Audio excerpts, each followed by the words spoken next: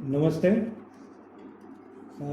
भारतीय विचार मंच के गुजरात के पदाधिकारी, भारतीय विचार मंच के भावनगर के पदाधिकारी, मेरे दोस्त, मेरे गुरुगण जो भी यहाँ पे उपस्थित है, उन सारों को मैं हार्टफुल थैंक यू कहता हूँ, क्योंकि ये मेरी ज़िंदगी का फॉर्मल वे में ये फर्स्ट लेक्चर है। मैं कोई हिस्टोरियन नहीं हूँ, मैं कोई आर्कियोलॉजिस्ट नहीं हूँ, ना ही मैं कोई कॉन्स्पिरेसी थियरिस्ट हूँ कि अलग अलग तरीके की कॉन्स्पिरेसी जो लोग डेवलप करते रहते हैं। मैं बस एक लर्नर हूँ जो भारतीय सभ्यता के बारे में अलग अलग समय से लर्न करता रहा हूँ, और ये काम मैं उन सारे भारतीयों के बिहाफ पे कर रहा हूँ जो रोजी रोटी के चक्कर में, आजीविका के चक्कर में शास्त्रों को पढ़ नहीं सकते, कहीं जा नहीं सकते, और कोई मतलब अलग तरह के इंटरेस्ट के अलावा वो लोग कुछ काम नहीं कर सकते। उन सारे भारतीयों की ऑन बिहाफ ऑफ देम मैं अपना ये लर्निंग और ये जो अभ्यास है वो करता हूँ। भारतीय इतिहास की अगर हम बात करें तो भारत का इतिहास और पश्चिम का इतिहास, ये दोनों में जो मूल अंतर है वो है रिकॉर्ड कीपिंग का। भारत का इतिहास जो है वो आप उसको देखेंगे तो प्रॉपरली डॉक्यूमेंटेड नहीं रहेगा। उसके सामने वेस्ट का आप कोई भी चैप्टर लेंगे, किसी का भी आप जीवन चरित्र देंगे कि वेल डॉक्यूमेंटेड है, सारी चीज़ें सलीके से, कब जन्म हुआ, कौन से साल में, कौन सी डेट पे, ये सारी चीज़ें एकदम वेल डॉक्यूमेंटेड है। हमारा एफएजआर है ये नहीं कह सकते हम। हमारी जो पद्धति है वो उनसे भिन्न है। भिन्न कैसे? जैसे हम किसी प्लेस को किसी व्यक्ति का नाम दे के जानते हैं। जैसे बाणगंगा नाम एक टाउन है। बाणगंगा जो गांव है वो कहलाता है कि महाभारत के युद्ध में जब भीष्म को बाण शैया पे लेटाया था तो वो इस जगह पे लेटाया था। हमने इतिहास इस तरह से याद रखा है। कई बार हम पहाड़ों को, नदियों को, तालाब को किसी आदमी के, किसी कैरेक्टर के नाम के साथ जोड़ देते हैं। ये हमारी पद्धति है। जैसे हमारे पास भीम पुल है, उत्तराखंड के ऊपर जाएंगे तो वहाँ पे एक जगह है भीम पुल। इतना बड़ा पत्थर है, आप देख के पता चलेगा अच्छा ये भीम पुल है। जब स्वर्गारोहण चल रहा था तो पांडव लोग इस पुल से चले थे, तो उस जगह का नाम भीम पुल है। दूसरा राम सेतु, हम सबको मालूम है कि राम सेतु तो राम ने बनाया था, वो जो सेतु है वो राम सेतु है। तीसरा हम एडजेक्टिव के टाइप में यूज करते, जैसे हम बोलते हैं भागीरथ प्रयास। तो राजा भगीरथ ने गंगा को फ्लैट लैंड पे जब वो लाए, उसको याद करने के हमने मतलब एडजेक्टिव के तौर पे भी उसको हमने डेवलप कर लिया, हमने स्वीकार कर लिया। तो हम उनको भागीरथ प्रयास के नाम पे जानते हैं। उसके अलावा हमारे पास फोक सॉन्ग्स है, बहुत सारी कथाएं हैं, नृत्य, नाटक। जैसे गीत है खूब लड़ी मर्दानी, वो तो झांसी वाली रानी थी, तो वो ऐसे ही नहीं लिखा है। वो गीत में झांसी की रानी की पूरी हिस्ट्री, पूरी कहानी हम बयां कर देते हैं। तो हमारा जो इतिहास रखने का, याद रखने का जो तरीका है, जो पद्धति है, वो वेस्टर्न टेम्पलेट के अंदर फिट नहीं बैठती है। इसलिए हुआ क्या कि अंग्रेज जब आए तो उन्होंने कहा ये सब रबिश है, इसको हटाओ, ये सब हो ही नहीं सकता। जब नालंदा को जलाया गया तो नालंदा 3 महीने तक जली थी। इतनी कितनी किताबें होंगी वहाँ पे जो 3 महीने तक जली? तो एक एस्टिमेट के हिसाब से हमारे पास 500,000, करीब करीब 5 लाख किताबें थी। 5 लाख किताबें कोई धार्मिक किताबें नहीं है, सब ज्ञान की किताबें, आयन बनाने का, जिंक बनाने का, ये सब पद्धति तरीका हमारे पास था। तो ये सब जानते जानते मैंने सोचा कि इस विषय में थोड़ा अध्ययन किया जाए।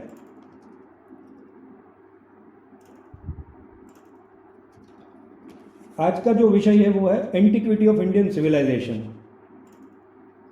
मेरी स्लाइड्स विजिबल है ना आपको आशीष भाई? जी जी हाँ। ओके।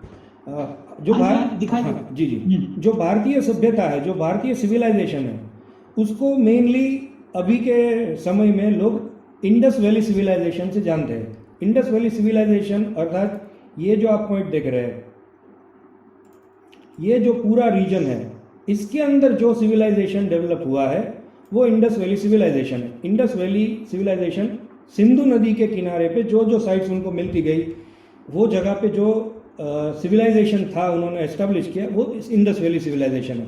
इसको हम दूसरे नाम में इंडियन सिविलाइजेशन, हिंदू सिविलाइजेशन या भारतीय सिविलाइजेशन भी कहते हैं। इसके प्रमुख 2 शहर है, एक मोहनजोदड़ो है और दूसरा है हड़प्पा। और गुजरात के अंदर लोथल और धोलावीरा, ये 2 ऐसे टाउन है जो इसी सभ्यता के साथ कहीं ना कहीं जुड़ते हुए। ये हम सब जो स्कूल में पढ़े हैं आज तक वही है। हम लोग सिविलाइज्ड हुए आफ्टर आर्यन इन्वेजन। आर्यन जब तक नहीं आए थे भारत में, तब तक भारत में यहाँ पे लोग गंवार थे, अशिक्षित थे, न तो खाने का हमको कोई ढंग मालूम था, न तो हमको कुछ पहनने का ढंग पता था, न तो हमको घोड़े कैसे पालते हैं वो पता था। मतलब आर्यन आए तो हम सिविलाइज्ड हुए, और आर्यन के आने से पहले तो हम कुछ थे ही नहीं। और एक जो नदी है, जो सरस्वती नदी, उसको हम माइथोलॉजिकल रिवर के तौर पे आज तक गिनते आए हैं।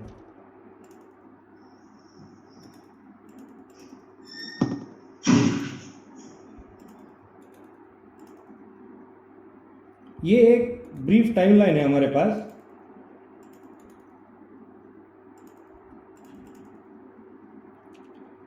कहाँ कहाँ पे कौन कौन, ये कुछ माइलस्टोन्स है। 0 CE मतलब यीशु का जन्म जो हुआ उसके आसपास का टाइम। अभी हम 2020 CE में चल रहे हैं। 1000, 1500, 4000 और 9000। ऊपर जो देखेंगे यूरोप में क्या हुआ और भारत में क्या हुआ। यूरोप, अभी जो यूरोप है उसको हम 0 पे रख रहे हैं, इसलिए मॉडर्न डे यूरोप कहा है उसको। 58 BC मतलब 0 से 58 साल पीछे से हमारा विक्रम ईरा शुरू हुआ है। ऊपर 1000 साल में यूरोप में एम्पायर सब एस्टेब्लिश हुए, उसका राइजिंग शुरू हुआ। और यहाँ पे 1200 BC के आसपास ऋग्वेद और बाकी अन्य वेदों का कंपोजिशन स्टार्ट हुआ। और आर्यन भी इसी समय के आए। तो जो आर्यन आए वो साथ में अपना वेद लेके आए। 1500 आसपास से हमारा वैदिक पीरियड गिना जाता है।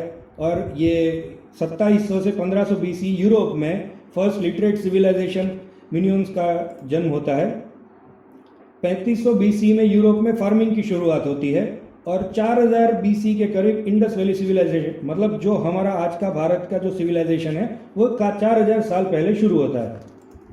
4000 साल पहले 9000 साल में जाएंगे तो भारत में तो सब लोग मतलब पत्थर के सब औजार से काम करने वाले ऐसे ही लोग थे।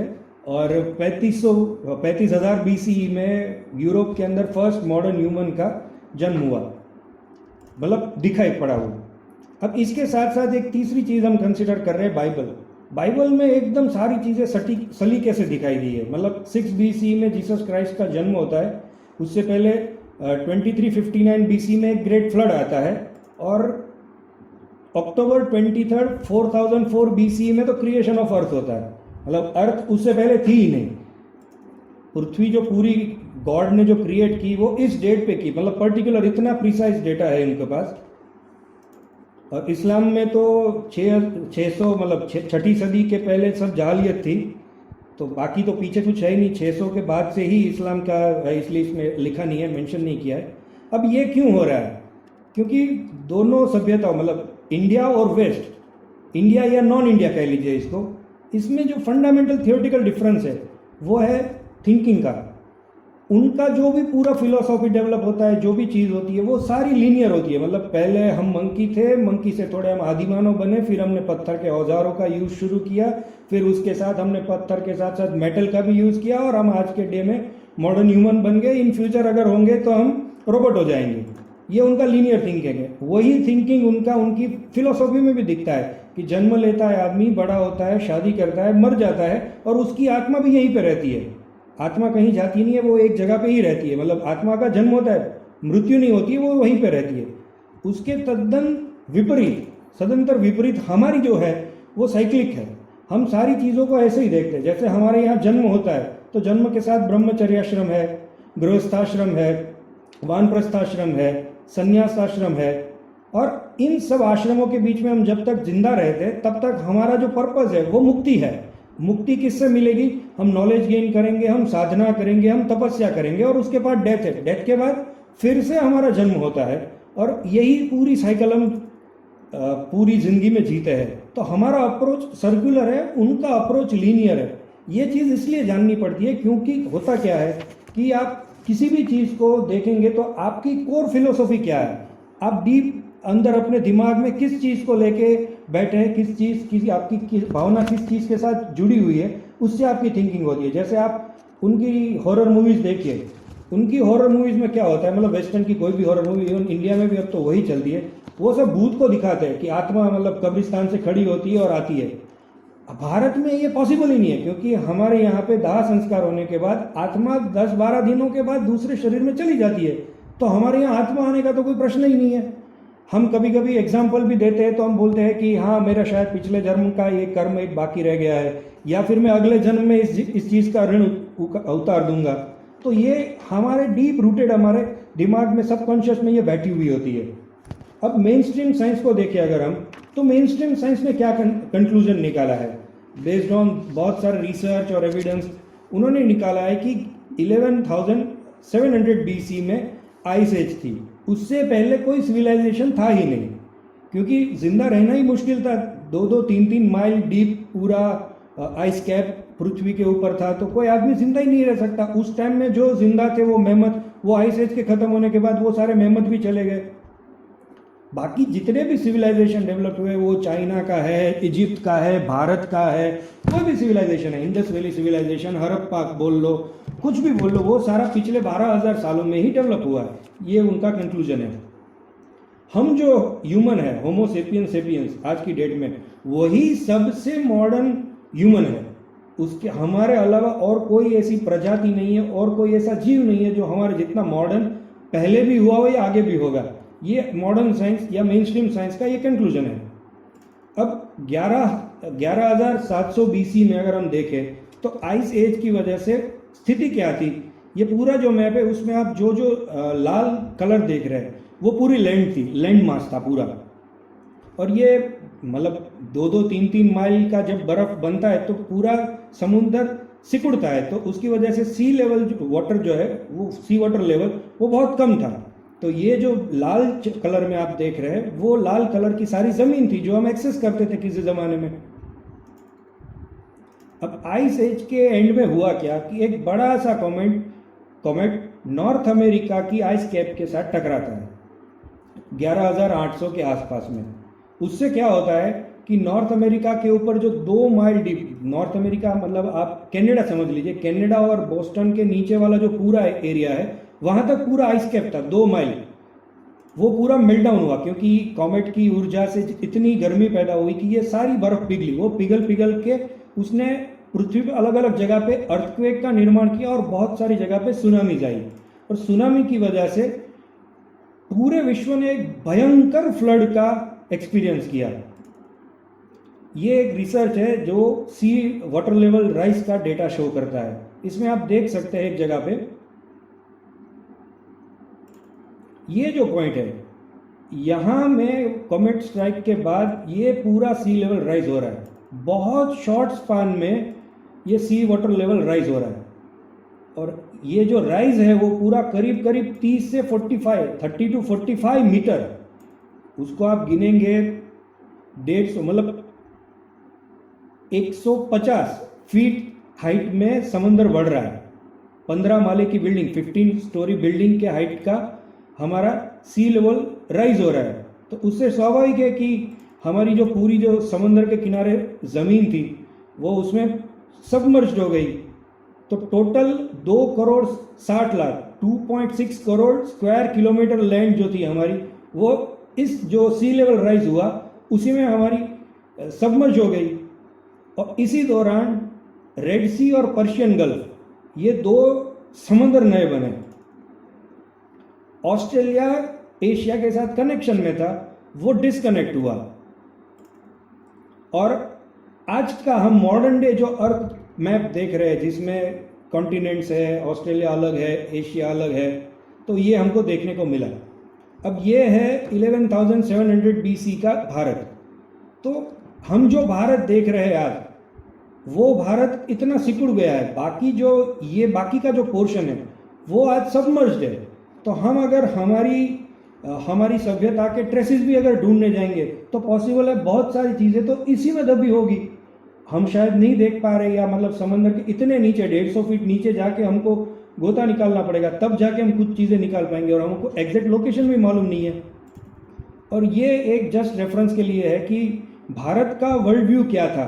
अगर लास्ट में अगर समय बचा तो इस मैप से क्या कनेक्शन है हमारा, वो भी हम डिस्कस करेंगे। लेकिन हम जो भारत से पूरे विश्व को जो देख रहे थे, वो यहाँ पे भारत है और उसके राइट साइड में अमेरिका है, और लेफ्ट साइड में अफ्रीका है। अभी का जो मैप है उसमें आप फार लेफ्ट में देखेंगे अमेरिका और नॉर्थ अमेरिका और साउथ अमेरिका आएगा, और राइट साइड में ईस्ट में सबसे पहले आप जापान से शुरू करके ये आज का मैप है। लेकिन भारत का जो व्यू था पूरी दुनिया को देखने का, वो ये व्यू था। इसलिए जो चर्निंग ऑफ ओशन और ये सब जो स्टोरीज है वो मेरे ख्याल से पैसिफिक समंदर में हुई होगी, प्रशांत महासागर में। अब हुआ क्या है कि मिसकैलिब्रेशन डेलिबरेटली भी होता है और कभी कभी अनजाने में भी होता है।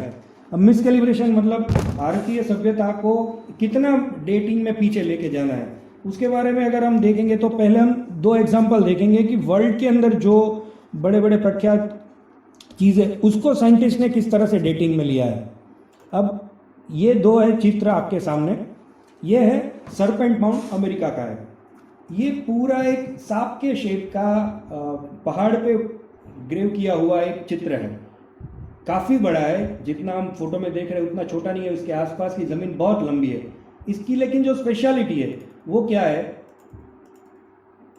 आप इस पॉइंट को यहाँ से इस पॉइंट के साथ अगर जोड़ेंगे तो ये जो पूरी लाइन है ये आपको दिखाती है नॉर्थ, एग्जैक्ट नॉर्थ यहाँ पर। और इसके आगे ऐसा एक सांप के मुंह जैसा ऐसा एक ट्रायंगल लगाया हुआ है जो यहाँ पे आप देख सकते हैं शायद। इसका जो पॉइंट है वो अभी किसी और जगह पे पॉइंट कर रहा है, और यहाँ पे हमारा अभी समर सॉल्स्टिस का सनसेट हो रहा है। मतलब ये मैंने जो आपके अगले मैप में जो बताया ना कि हमारा कनेक्शन अमेरिका के साथ इसलिए है क्योंकि राहु केतु और ये जितनी भी हम स्टोरीज पढ़ते हैं तो वो असुर है और असुर देवों से अलग है। तो हम सूर्योदय को अगर पूछते हैं तो ये लोग सूर्यास्त को पूछते हैं। और राहु और केतु एक सांप है, एक इसका मुंह है और एक उसकी टेल है।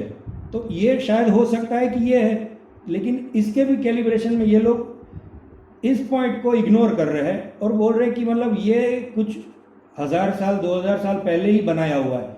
लेकिन अगर आप इस पॉइंट से अगर समर सॉल्स्टिस का सनसेट देखेंगे तो वो काफ़ी समय मतलब 10-12 हज़ार साल पीछे जा रहा है। इसके ऊपर बहुत सारे रिसर्च अवेलेबल है।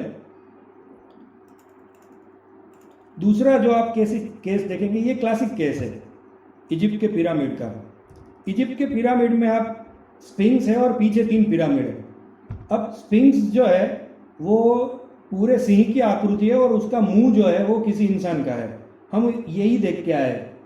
उसके पीछे 3 पिरामिड है, लेकिन पिरामिड का भी अलाइनमेंट आप देखेंगे तो पिरामिड पूरा नॉर्थ को फेस करके हुए बनाया हुआ है, और जो स्फिंक्स है उसका मुंह एग्जैक्ट ईस्ट में आता है। तो ये दिखाता है कि उस समय में भी बहुत से लोग ऐसे थे जो मतलब एस्ट्रोनॉमिकली बहुत एडवांस थे, बहुत सिविलाइजेशन थे जो मतलब इतना बड़ा स्ट्रक्चर इतना प्रिसीजन के साथ क्रिएट कर सकते थे। लेकिन इसका भी कैलिब्रेशन कहाँ पे हुआ है, 3500 BC के आसपास इजिप्ट है। अब हुआ क्या है कि ये एक दूसरी स्क्रीन भी आपके साथ शेयर करता हूँ मैं।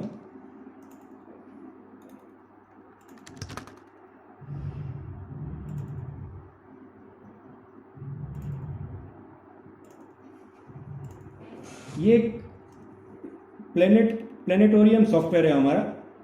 अब आप उसमें 10,800 के आसपास में जाएंगे तो ये इजिप्ट के कोऑर्डिनेट से हम देखेंगे तो यहाँ पे ईस्ट में आपको एग्जैक्ट लियो कॉन्स्टलेशन दिखाई दे रहा है। लियो मतलब सिंह राशि।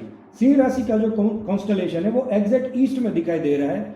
और आप जैसे ही साउथ में जाएंगे तो आपको ओरायन दिखाएगा। ओरायन मतलब हमारा मृगशीर्ष नक्षत्र एग्जैक्ट साउथ में दिखाई दे रहा है।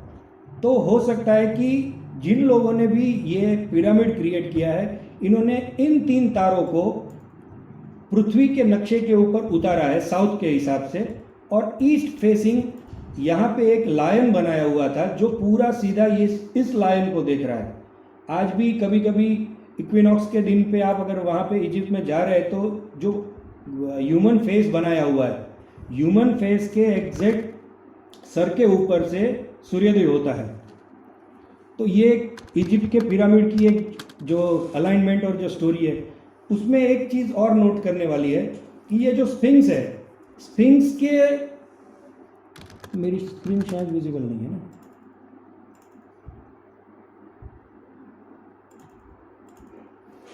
स्फिंक्स के ऊपर पानी के बहाव से बने हुए बहुत सारे मार्क है, वाटर इरोजन बोलते हैं उसको। तो वो बहाव के मार्क मतलब अगर इजिप्ट के पिरामिड और स्फिंक्स 3500 BC में बने हैं तो ये पॉसिबल ही नहीं है, क्योंकि उसके बाद वहाँ पे इतनी बारिश ही नहीं हुई है, तो ये वाटर इरोजन के मार्क्स तो हो ही नहीं सकते। लेकिन अगर आप 3500 से 10,800 BC तक जाएंगे तो आपको बीच में 10,000 या 9,000 साल के बीच में आपको मौसम के डेटा को एनालाइज करने से पता चलेगा कि इजिप्ट वाले क्षेत्र में भयंकर मौसम में बारिश होती थी और बहुत पानी के बहाव की वजह से स्फिंक्स के ऊपर वाटर इरोजन के मार्क्स बने हैं। तो ये पॉसिबल ही नहीं है। अब हुआ क्या होगा, जो मेरा हाइपोथेसिस है और या स्टोरी कह लीजिए या मेरा आकलन कह लीजिए, कि ये जो ओरिजिनली जो स्फिंक्स था वो शेर को ही, सिंह को ही बना के बनाया हुआ है।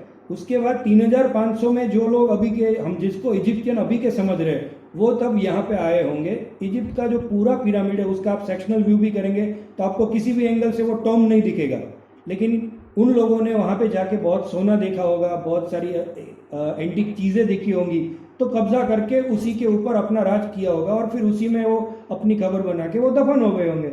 हो सकता है ऐसा। तो स्फिंक्स का भी कैलिब्रेशन ठीक नहीं। आप इजिप्टोलॉजिस्ट से भी अगर इस चीज़ में बात करेंगे कि वाटर इरोजन के मार्क्स स्फिंक्स पे कैसे मिले, तो उनके पास भी कोई आंसर्स नहीं है। तो ये मिस कैलिब्रेशन हुआ है। अब हमारे पास एक एस्टैब्लिश्ड साइंस है, न्याय दर्शन।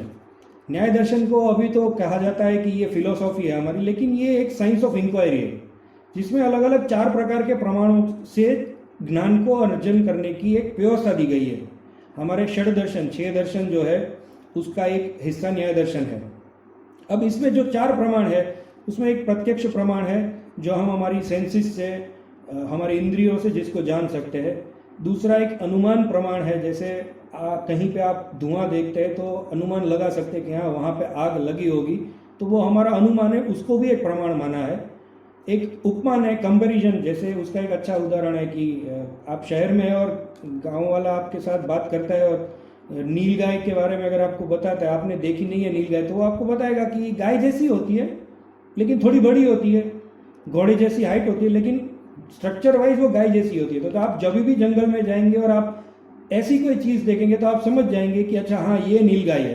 तो किसी चीज़ को बिना देखे बिना जाने हम उसका उपमान करके हम उसको समझा सकते हैं। तो ये तीसरा प्रमाण है। और चौथा है शब्द प्रमाण, जो टेस्टिमोनी वर्ड, किसी ने लिखा है, किसी ने कहा है अपने अनुभव से।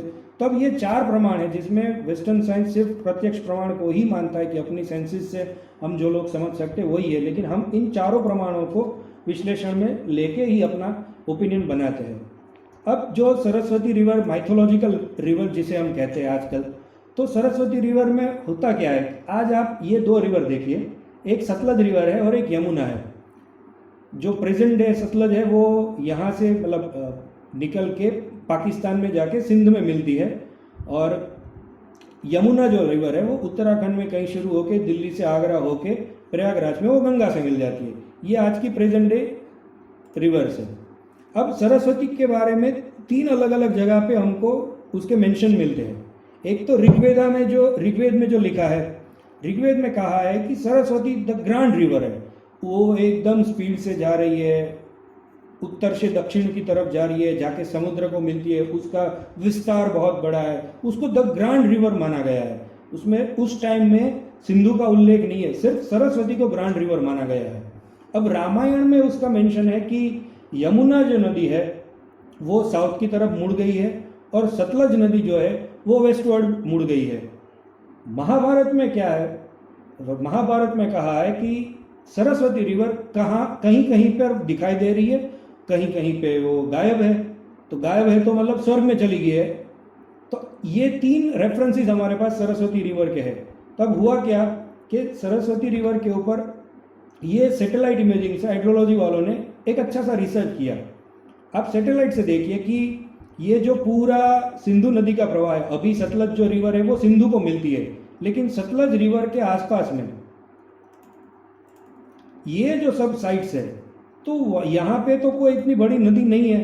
राजस्थान के इससे रण में यहाँ पे कोई क्यों रहेगा, तो स्वाभाविक तौर पे कुछ ना कुछ तो वहाँ पे रहा होगा। फिर उन्होंने उसका सैटेलाइट का और फर्दर स्कैनिंग किया तो यहाँ पे उनको कुछ पेलियो चैनल्स दिखा। पेलियो चैनल्स क्या होता है कि पेलियो चैनल्स रिवर को बनाने के लिए एक मतलब जो दो रिवर इकट्ठा होती है, जो दो नाला एक रिवर को बनाता है, उसको पेलियो चैनल कहते हैं, सिंपल लैंग्वेज में समझाना है। तो उनको यहाँ पे कुछ पेलियो चैनल जैसा दिख रहा है। तो फर्दर उन्होंने क्या किया कि ये जो पेलियो चैनल्स दिख रहा था वहाँ पे उन्होंने ड्रिल किया। ड्रिल कर करके अंदर से पूरा जो सैंड का जो लेयर है उसको लेयर बाय लेयर निकाल के उसका एनालिसिस करना शुरू किया।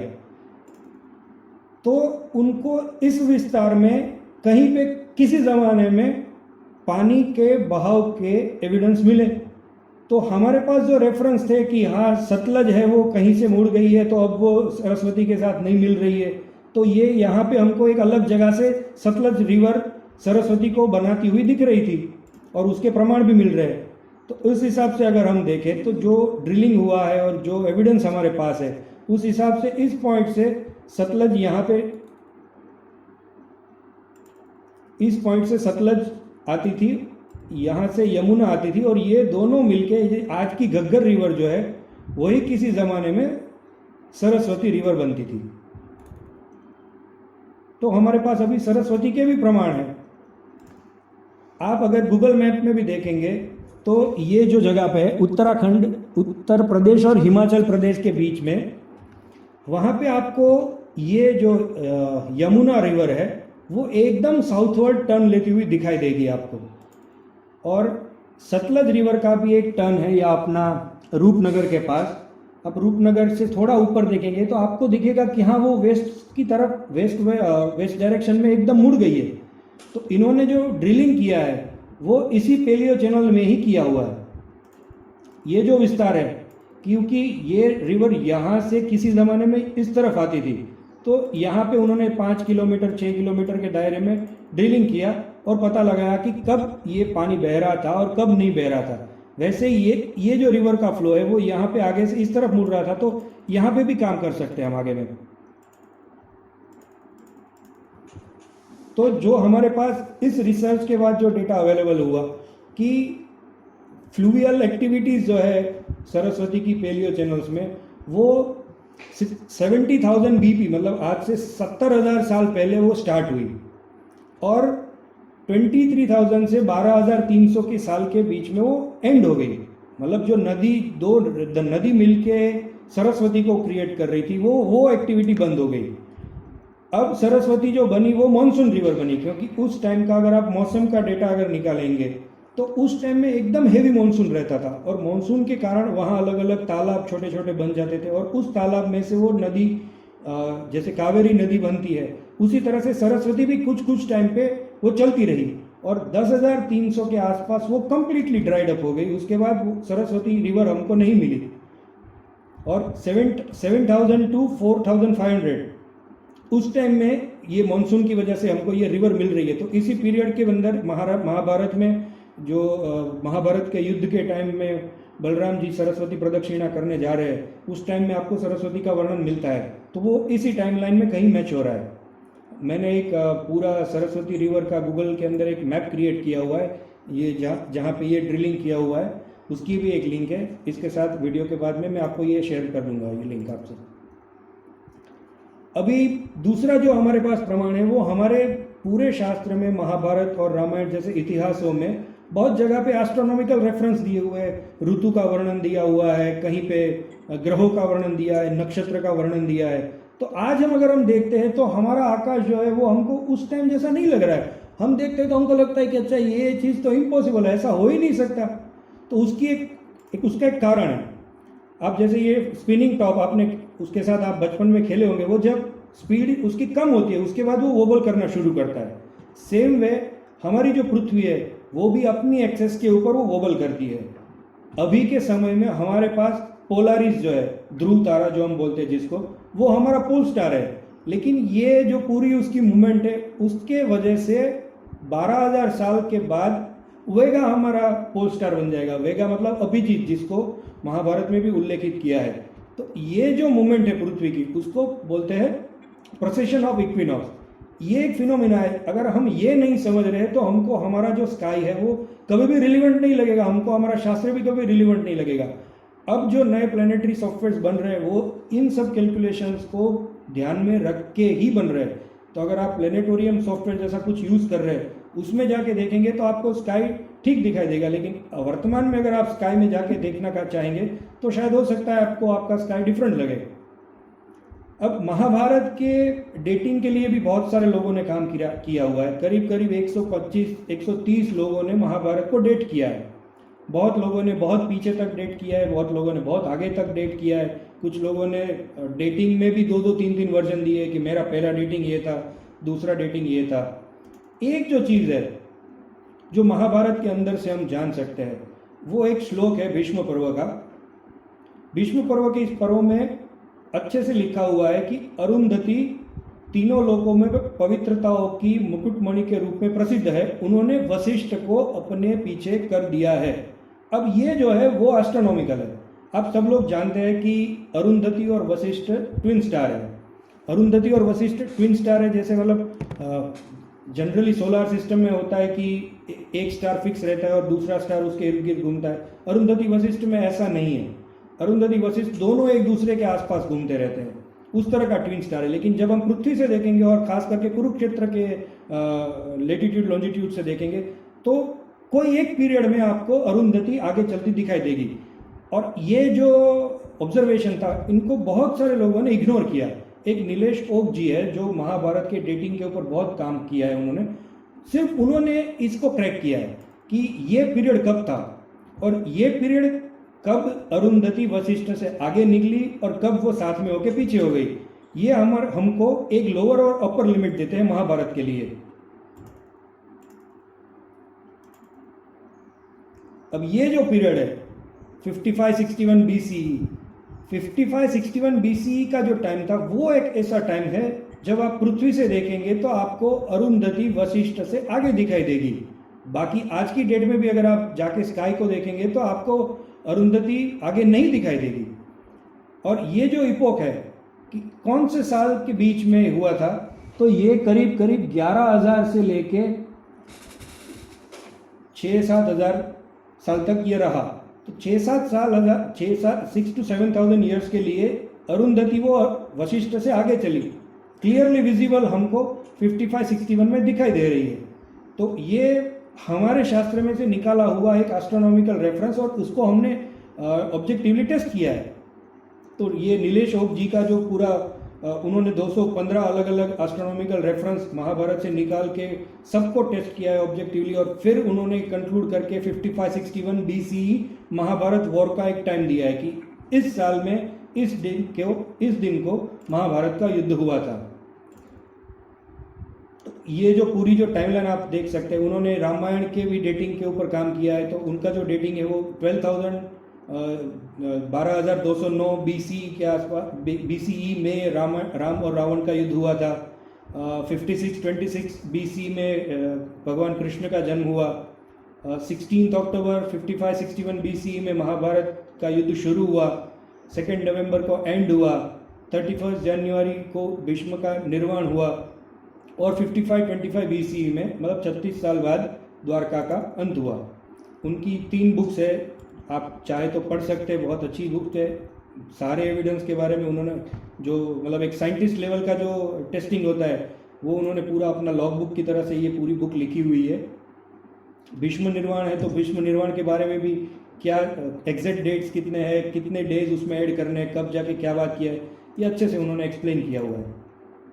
अब द्वारका के बारे में तीसरा हमारे पास एक प्रत्यक्ष प्रमाण है अंडर वाटर सबमर्ज द्वारका का। ये हमने बहुत सारी जगह पे आर्टिकल्स में, टीवी में, यूट्यूब में हमको ये देखने को मिला है कि ये सारे एविडेंस हमको द्वारका से मिले, जिसमें स्टोन एंकर्स है, वॉच टावर्स है, फोर्ट की दीवारें है, ऐसे बड़े बड़े ह्यूज स्ट्रक्चर हमको सबमर्ज मिले हैं। और दूसरी एक चीज़ जो आपको खास नोट करनी है कि द्वारका को शंकुधरा भी कहा है। तो शंकुधरा की शंख शेप की एक धरा है। तो आप देखेंगे कि अगर शंख को द्वारका के प्रेजेंट डे द्वारका के ऊपर आप अगर रखेंगे तो आपको लगेगा कि नहीं, सही में ये शंख जैसी ही एक धरा है। आज भी आप विदाउट यूजिंग सैटेलाइट्स या उड़े बिना हम अपने सिटी का भी मैप नहीं बना सकते, तो शंखोधरा का जजमेंट लेना उस टाइम में कुछ तो टेक्नोलॉजी रही होगी। अब जो तीसरी जो चीज़ है वो है राजा बृहद्रथ का एक मैत्रेयणी उपनिषद का उनका ऑब्जर्वेशन है। मैत्रेयणी उपनिषद जो है उसमें वो कृष्ण यजुर्वेद की 4 शाखाओं में से एक शाखा है। आप उसको विकिपीडिया में सर्च करेंगे तो आपको वो डेटिंग देगा मैत्रेयणी उपनिषद का 300 BC के आसपास में। अब इसमें जो चीज़ है वो राजा बृहद्रथ 3-4 चीज़ों को हाईलाइट कर दे कि स्थिति क्या है। एक उन्होंने कहा है कि जो बड़े बड़े समुद्र है वो सिकुड़ रहे हैं, और दूसरा ध्रुवस्य प्रचलनम स्थानम, ध्रुव जो है ध्रुव तारा उसकी भी वो भी अपना स्थान चेंज कर रहा है। तो ये उनका ऑब्जर्वेशन मैत्रेयणी उपनिषद में हमको मिलता है। और यहाँ पे संवत्सर कब शुरू होती है उसके बारे में भी उनको 6.32 में अलग से उन्होंने एक रेफरेंस दिया हुआ है। अब ये 2 चीज़ों को ध्यान में रख के गुजरात के कच्छ में गांधीधाम की एक आर्किटेक्ट है रूपा भाटी मैडम, रूपा जी ने बहुत ही अच्छा सा इसके ऊपर से पूरा एक एनालिसिस प्रेजेंट किया है। इस एनालिसिस के अंदर उन्होंने हमको दिखाया है कि जो राजा बृहद्रथ है उसने जो बात कही है उसमें उसने एक तो मूविंग ऑफ पोल स्टार, एक पोल स्टार चेंज हो रहा है उसकी बात कर रहे हैं, फिर position of stars in procession उसकी बात हो रही है, और समुंदर है वो ड्राई हो रहे हैं उसकी बात कर रहे हैं, और 5 सीजन की वो बात कर रहे हैं। अब वो ये सब कब हो रहा है, तो आप पोल स्टार चेंज कब होगा, जब प्रोसेशन ऑफ इक्विनॉक्स होगा, आपको उतना पीछे जाना पड़ेगा। तो इसका कंक्लूजन क्या है, तो 5 सीजन जो है स्प्रिंग, समर, रेन, ऑटम और विंटर, वो कब थी, ऋग्वेद के टाइम में थी, और ऋग्वेद में 5 सीजन का उल्लेख है। और संवत्सर मघा से संवत्सर शुरू होना, मतलब वर्नल इक्विनॉक्स 20 मार्च के आसपास अभी जो होता है उस टाइम में मघा महीने से हमारा नया साल शुरू होता है। तो ये कब हो सकता है, तो ये एक हो सकता है 8500 BC में या 33,800 BC में। अब और उसी तरह के आगे आप पीछे जाएंगे तो मघा के जितने भी, मतलब मघा से हमारा साल शुरू होता है, ऐसे जितने भी आपको मिलते जाएंगे उतने पिछले सारे अकरेंस में ये लागू हो जाएगा। लेकिन 8500 में ये क्यों पॉसिबल नहीं है, क्योंकि उसके लिए अगर आप सी लेवल का डेटा है, ये पिछले 140 मतलब 1,40,000 ईयर्स का सी लेवल राइज और डाउन का डेटा है, उसमें आप देखेंगे तो सिर्फ 33,800 ही एक ऐसी साल है जिसके बाद में सी लेवल ग्रेजुअली डाउन होता गया, और 8,500 में तो वो राइज हो रहा है। तो 8,500 में वो ऑब्जर्वेशन गलत हो जाएगा, क्योंकि तब अगर आप समंदर में बैठे, समंदर के किनारे, तो कल जहां बैठे थे उससे आपको आगे समंदर दिखेगा। कल मतलब एक साल का आप भी अंतर ले ले तो भी आपको वो ग्रेजुअली समंदर बढ़ रहा है ऐसा दिखाई दे रहा है। लेकिन 33,800 जो ईयर है वो ही एक पॉसिबल है जिसमें आप ये ऑब्जर्वेशन को फिट कर सकते हैं। तो हम इससे मान सकते हैं कि मैत्रेयणी उपनिषद जो है वो 33,800 BC में लिखा होगा, और ऋग्वेद तो फिर उससे भी पीछे, क्योंकि सबसे पुराना तो ऋग्वेद है। अब ये डेटिंग कैसे होता है, एक डॉक्टर वर्तक है, इन्होंने 1998 में अपनी एक पुस्तक लिखी थी, dating of Ramayana and Vedas, scientific dating of Ramayana and the Vedas. मैं सीधे उनको ही कोट करता हूँ। उन्होंने कहा है कि आज 22 दिसंबर 1998 है, sun on the winter solstice is on the मूल नक्षत्र, ठीक है। अब तैत्तिरीय के जो पीरियड था, तैत्तिरीय में वो कृतिका में हुआ करता था, अभी वो मूल नक्षत्र में है, मतलब सन 12 नक्षत्र आगे बढ़ा है। उसको अगर आप एक नक्षत्र के पीछे 960 साल अगर लगा ले तो 12 नक्षत्र के होते हैं 11,520 साल।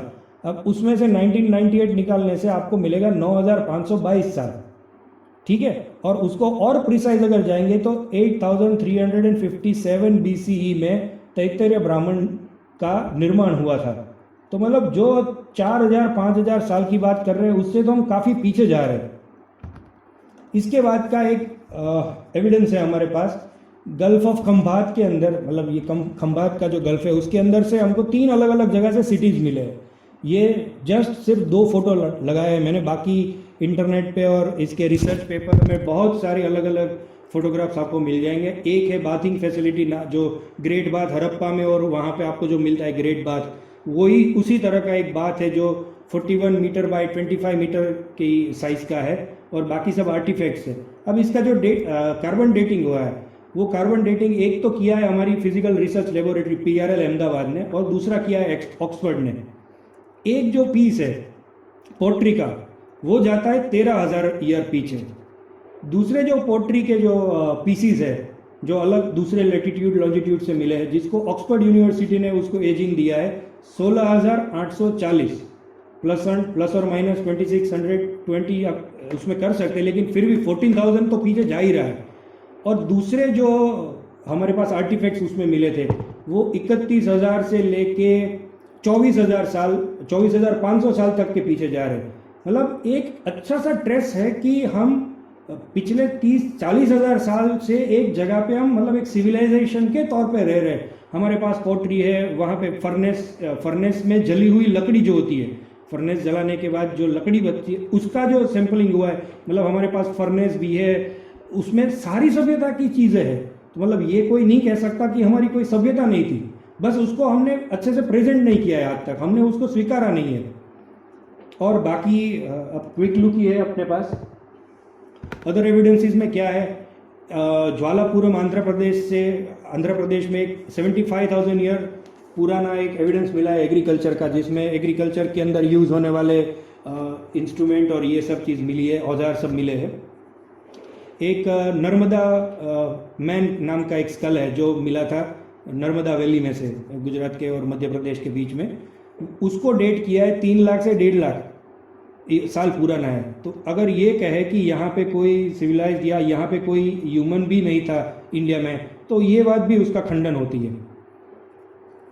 फिर केरला में 10,000 साल पुराना एक स्टोन एज का टूल मिला हुआ है। एक भीमबेटका केव्स है, उसमें करीब 760 केव्स में अलग अलग 7 हिल्स के ऊपर से 760 केव्स में से 40,000 साल पुराना आर्टवर्क मिला है। मतलब आर्टवर्क में जो कलर यूज़ होता है उससे डेटिंग होती है, उसका जो स्टोन होता है उससे भी डेटिंग होती है। अलग अलग बहुत सारे डेटिंग के इंस्ट्रूमेंट्स हैं, लेकिन उसका जो डेटिंग हुआ है वो 40,000 ईयर्स पीछे जा रहा है भीमबेटका में। रायपुर में अभी रिसेंटली 10,000 ईयर ओल्ड एक केव पेंटिंग, मतलब गुफा चित्र में UFO और एलियन को ड्रॉ किया हुआ है, 10,000 साल पुराना है वो। तो मतलब कुछ तो रहा होगा कि मतलब आदि मानव तरह के अगर भी लोग हैं तो वो भी देख रहे हैं कि UFO चल रहा है यहाँ पे, तो उसको ही देख के बनाया होगा। फिर 2,500 साल पुराना एक सिटी मिला है तमिलनाडु में से, किलाड़ी में से। महाबलीपुरम जो अभी का है, उसको आप थोड़ा समंदर के अंदर जाएंगे तो आप तमिलनाडु में महाबलीपुरम में भी एक नीचे सबमर्ज्ड एक पूरा टाउन दिख रहा है। और एक चीज़ जो बाकी अब हिस्ट्री के अलावा हम जो देख रहे हैं, वो कितने टाइप्स ऑफ ह्यूमन हम चर्चा कर चुके हैं। एक तो हनुमान, मतलब एक वानर टाइप का रामायण में उल्लेखित है। तो वानर जो है मंकी नहीं है, मंकी को तो संस्कृत में हमारे पास शब्द है कपि, उसको वानर कहा है। तो मतलब एक तरह का नर होगा वो, शायद उसी को वानर कहा जाता होगा। फिर एक दूसरा है भालू के जैसा मुंह जिसका है, वो जामवन। तीसरा टाइप का जो मनुष्य जिसकी बात की जाती है वो वामन, मतलब बहुत स्मॉल साइज है। और बाद में आज के डेट के हम जो है मनुष्य, वो हनुमान जी के पास सुपर पावर्स थे। जामवन अपनी तरह का अंतिम था।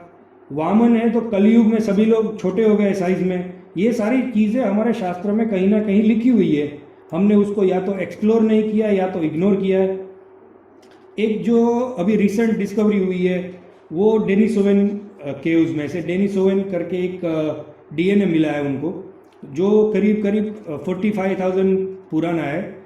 और उसकी जो DNA प्रोफाइलिंग करने से हाइट पता चली, वो कम से कम 10 फीट का होगा। जो आज के खली जो है वो खली की हाइट का या उसी साइज का शेप का होगा कोई आदमी, और वो भी एक लेडी का है। और वो टेक्नोलॉजी बहुत एडवांस है टेक्नोलॉजिकली। उनके पास से नीडल मिली है, सुई, हॉल वाली सुई है, मतलब जिसको हम आज की डेट में भी सुई बोलते हैं। वो सुई है, वो 7 सेंटीमीटर लंबी है और किसी पक्षी के बोन में से बनाई हुई है। दूसरा एक स्टोन का ब्रेसलेट मिला है, उस ब्रेसलेट में हॉल किया हुआ है। वो हॉल के बारे में साइंटिस्ट का मानना है कि ये हाई स्पीड ड्रिलिंग के बिना ये हॉल हो ही नहीं सकता। ये हॉल अगर करने जाएंगे तो ये स्टोन टूट जाएगा। मतलब इतनी प्रिसाइज टेक्नोलॉजी वाले डेनिस ओवेन्स भी हमको मिले हैं। तो जब तक कुछ मिलेगा नहीं, अब होता क्या है कि डेनिस ओवन मिले तो उसको भी कहीं पे निएंडरथल और होमोसेपियंस के रूट में ये लोग कहीं रख देंगे। हमारे पास हर अलग अलग तरह के जीव के शास्त्र के प्रमाण है, बस हमारे पास उसका कंपाइलेशन ठीक नहीं है या मॉडर्न टाइम के हिसाब से हमने उसको कंपाइल नहीं किया है। इससे हमको हमारा शास्त्र थोड़ा इम्पॉसिबल लगता है। जैसे हमारा शास्त्र बात करता है एक श्रृंगा यूनिकॉर्न की, वामन की बात करता है, जाइंट्स की बात करता है, विमान की बात करता है, स्पीकिंग बर्ड्स मतलब गरुड़ उवाच, कृष्ण भगवान ने गरुड़ को कहा। और ये सब बाकी की जो साइंस की ब्रांच है उससे हम अपने रिसर्च को या ऐसे स्टडी को हम अपने कैसे लिंक कर सकते हैं, हम उसको भी एक्सप्लोर कर सकते हैं कि हमारे पास ये सारी चीज़ें उसको मॉडर्न साइंस के साथ हमको जोड़ना है आगे में। और we don't even know how to use, मतलब एक लेज़र टेक्नोलॉजी और एक टेक्नोलॉजी ऑफ साउंड। एक छोटा सा एग्जांपल देके ये टॉपिक हम यहाँ पे एंड करेंगे। ये लेज़र टेक्नोलॉजी का विचार इस तरह से आया कि आपने जितने भी चित्र देखे होंगे महाभारत के जिसमें अर्जुन रथ के ऊपर है और कृष्ण उसके सारथी बने हैं, तो अर्जुन सबसे अच्छा धनुर्धर था। वो 1 मिनट में कम से कम 10 तीर तो छोड़ पाएगा।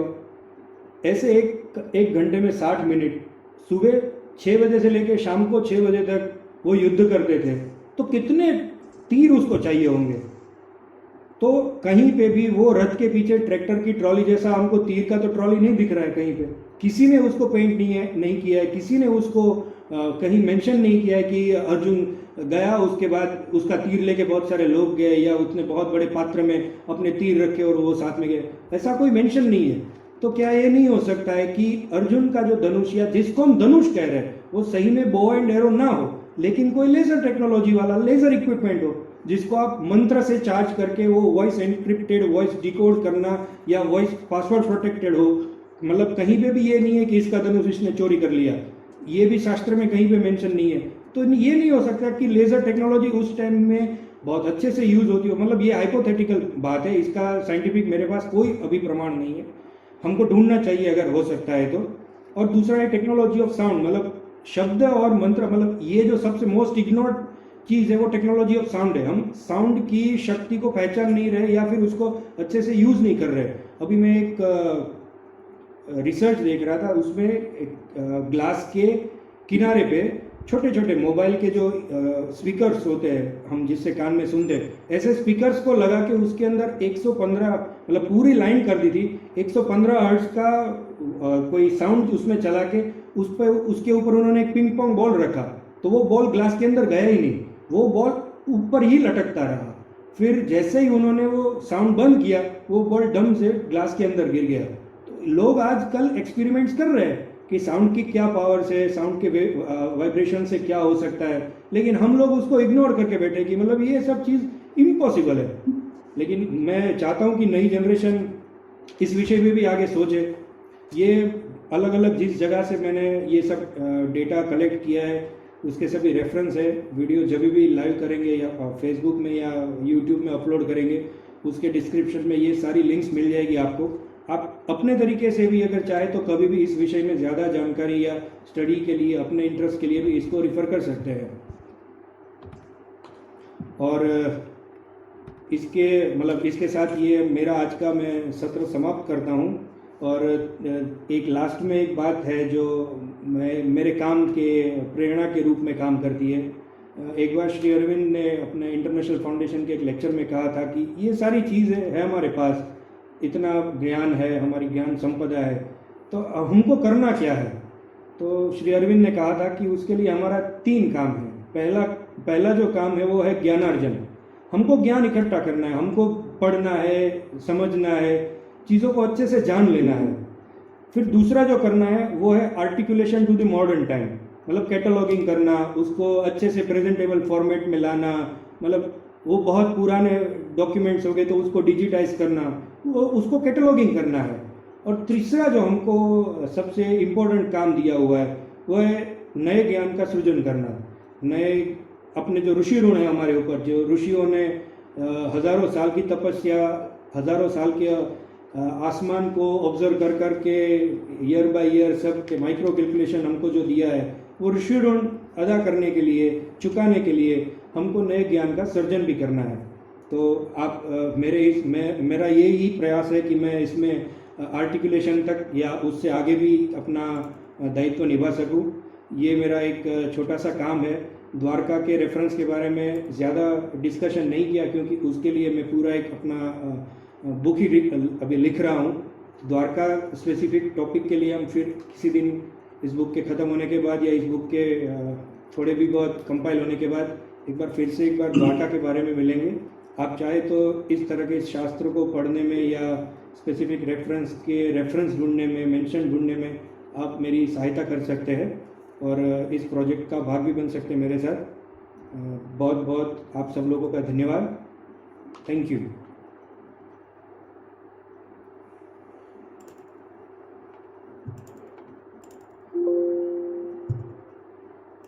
बहुत अभ्यास और गहन अभ्यास करके आपने एंटिक्विटी ऑफ इंडियन सिविलाइजेशन की बात विक्रांत जी आज इस सत्र में रखी है। और मैं देख रहा हूं चैट में भी लोगों को आपकी बात में बड़ा मजा आया है, बहुत जानने को मिला है। तैत्तरीय ब्राह्मण की डेटिंग की बातें तक आप गए और उसके वैज्ञानिक पहलू को आपने हमारे सामने रखा। अगर किसी को कुछ इसके बारे में और पूछना है, अगर कुछ प्रश्न है किसी के भी मन में, तो आप चैट के माध्यम से या अपना माइक्रोफोन ऑन करके प्रश्न पूछ सकते हैं। ये बेहतर रहेगा अगर आप चैट के माध्यम से पूछेंगे तो सीधे विक्रांत जी हमें इसके बारे में जानकारी देंगे।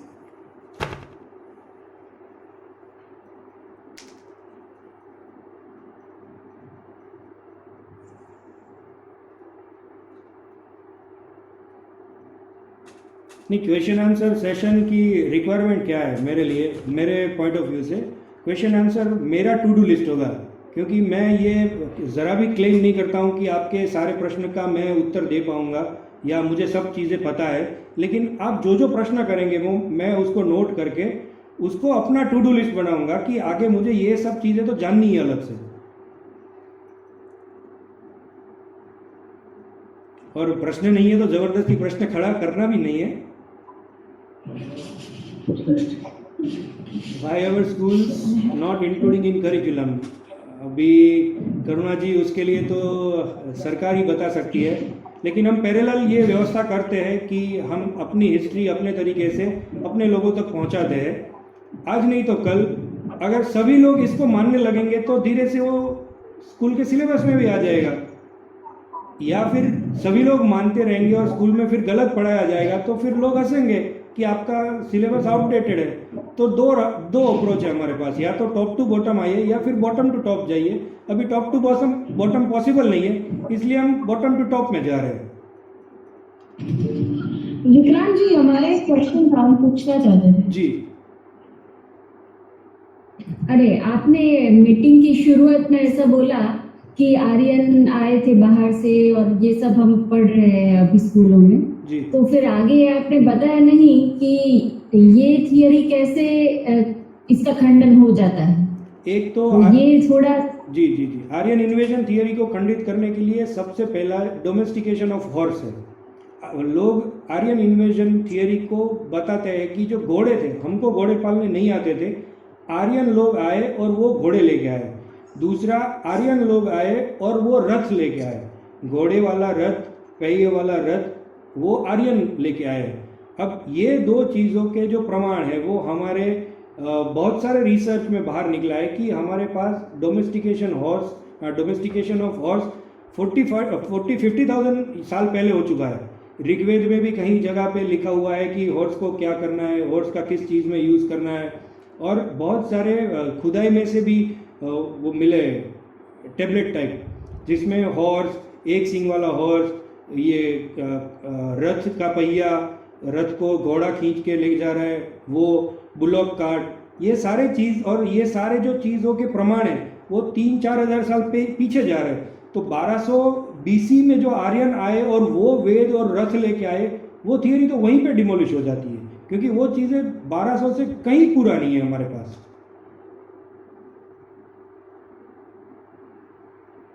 Thank you. How to get book on Dwarka. Dwarka के लिए बुक तो पब्लिश होगी, शायद आशा करते हैं कि 2020 या 21 में रिलीज़ कर ही देंगे। लिखना पढ़ना बहुत काम रहता है, साथ साथ में आजीविका भी चलाना होता है, तो समय मिलते ही उसको ख़त्म कर देंगे। 50% काम हो गया है, बहुत जल्दी बाकी का काम भी कर लेंगे।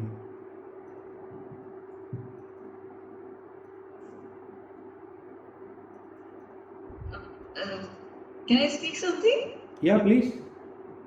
अगेन मैं उसी के लिए बोलूंगी जो स्कूल्स में हमारे पढ़ाने पे मेरी स्टेट में काफी ग्रुप्स में अपने बहस भी होती है कि जो हमारे रिलीजियस के लिए मैंने लिखा काफी रिचुअल्स, जैसे इवन जैनिज्म का देखिए, किसी भी चीज का देखिए, तो हमारे डॉक्टर्स उस बात को आज एग्जाम्पल देखिए और आपको डाइट में इंक्लूड करने को बोलते हैं, लेकिन तभी भी काफी जो हमारे यंगस्टर्स हैं उनके साथ मेरी आर्ग्यूमेंट यही होती है कि आप सूर्य को जल क्यों चढ़ाना है या ये सब क्यों करना है। अगर इसका साइंटिफिक वे में बचपन से पढ़ाया जाएगा तो एटलीस्ट, क्योंकि जो वो ज्ञान खत्म किया गया उसको कहीं से तो शुरू करना पड़ेगा देने के लिए ना। जो इन्वेडर्स आए उन्होंने हमारे ज्ञान को खत्म किया, सही है, तो उसको दोबारा कैसे बताया जाएगा। तो उसके लिए मैं चाहूंगी इस प्लेटफॉर्म में काफी लोग जुड़े हैं, तो अगर कुछ भी ऐसे वॉइस रेज कर पाए तो आई एम रियली हैप्पी कि हमारी नेक्स्ट जनरेशन को पता तो चले बचपन से। करुणा जी, उसमें एक चीज़ मैं अपने बात में आपको बताना रह गया मुझे। जो हमारे 4 युग है, कलयुग, त्रेता, ये सब, उसमें सबसे पहले जो सतयुग था उसमें ये जो ज्ञान है, हमारे जो रिचुअल्स है, उसके ऊपर जो है वो मंत्र है, और मंत्र से जो फ्रेम हुआ हमारा ज्ञान है, क्योंकि मंत्र के अंदर बहुत सारी चीज़ें एनकोड करके हमने डाली हुई है। पाई की जो वैल्यू है वो भी एक कट्टापाई संख्या से आप एक मंत्र से निकाल सकते हैं। तो वो सतयुग में सबके पास था, किसी को अलग से बताने की ज़रूरत नहीं थी, सबको मतलब सारी चीज़ें पता थी। सतयुग के बाद जब त्रेता युग आया तब लोगों को लगा कि इसको तो याद रखना पड़ेगा, क्योंकि थोड़ा लॉस होता है ना, एक युग से आप दूसरे युग में जाते हैं तो चीज़ें लॉस होती है। उसमें उसको श्रुति और स्मृति के तौर पे डेवलप करना हमने शुरू किया। फिर द्वापर में और ज्ञान लॉस हुआ, तो द्वापर युग में क्या हुआ कि उस ज्ञान को, उस मंत्र को, उस सब चीज़ों को रिचुअल के साथ जोड़ दिया कि आप कुछ मत करिए, लेकिन सुबह ये काम कर लीजिए, संध्या पूजा कर लीजिए, ये सब मंत्र उसमें आ जाता है। ये पूनम है तो पूनम के दिन ये करना है, अमास के दिन ये करना है, अष्टमी के दिन ये करना है। तो उन सब चीज़ों को रिचुअल के साथ जोड़ दिया कि कम से कम उस बहाने ये क्रिया करने के टाइम पे लोग बोलेंगे तो उसको याद रखने की ज़रूरत रहेगी, तो फिर बाकी लोग, ब्राह्मण लोग, बाकी लर्नेड लोग उसको याद करेंगे। कलयुग में उस ज्ञान का क्या करना है उसका हमको पता ही नहीं है, क्योंकि कोई कहने वाला ही नहीं है, हमको समझाने वाला ही नहीं है, तो इसीलिए लॉस हो रहा है सब। तो जो अभी के जो रिचुअल्स है वो क्या है, जैसे तैसे हमारी जो इमारत है वो कभी कभी क्या होता है, एक खंबे के ऊपर पूरी इमारत टिकी हुई है, तो ये सूर्य को अर्घ्य चढ़ाना और ये सब जो खंबे है उसके ऊपर हमारी इमारत टिकी हुई है, तो उसका साइंटिफिक बेसिस, उसके ऊपर नीरजाबेन गुप्ता, हमारे भारतीय विचार मंच की एक बहुत सीनियर कार्यकर्ता है, उन्होंने एक बहुत अच्छा सा एक लेक्चर दिया था, कहीं पे उसका वीडियो का लिंक मिलेगा तो मैं आपको दूंगा। उसमें उन्होंने साइंस, हमारे रिचुअल्स के पीछे क्या साइंस है उसको बहुत अच्छे से 1 घंटे के लेक्चर में समझाया हुआ है। तो वो भी एक चीज़ है जो हम बच्चों के साथ कम्युनिकेट कर सकते हैं।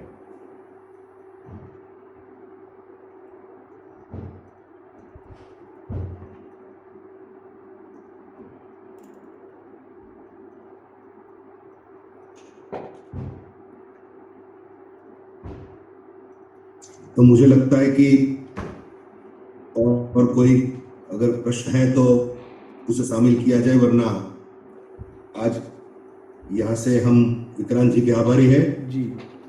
और मालूम है कि 2004 से वो खुद की आईटी कंपनी चला रहे हैं और बहुत हमेशा व्यस्त रहते हैं अपने कामों में, फिर भी इतना ज्ञान बटोर कर आपने आज सभा को जो बहुत अच्छे तरीके से आपने प्रेजेंट किया, उसके लिए सब आपके आभारी है। भारतीय विचार मंच भावनगर मंच भी यहाँ आभार व्यक्त करता है। धन्यवाद। Thank you.